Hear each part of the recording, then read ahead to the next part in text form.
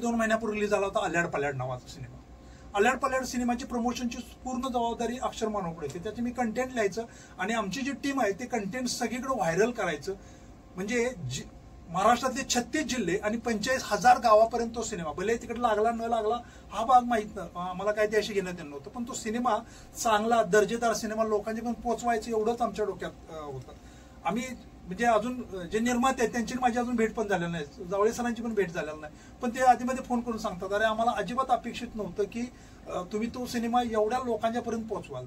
त्यांनी अक्षर मानव लोकांना विचारलं, त्यांनी एक सर्वे केला, त्यात लक्षात आलं की जितचे तारे ते अक्षर मानवचे कंटेंट जे चांगले लिहिले होते, तर त्याची काय आम्ही स्ट्रॅटेजी आखत होतो की काय करायचं. म्हणजे एखादी बारीकशी गोष्ट लीक करायची आणि ती एवढी दर्जेदारपणे लीक करायची की लोकांना उत्सुकता वाटायची उरलेल्या टाकीत काय आहे, हे लिकेज जर एवढं भारी टेस्टी आहे तर बाकीच्या टाकीत काय, ह्याची उत्सुकता निर्माण करायचं काम आम्ही अक्षर मानवच्या माध्यमातून करायला लागलो.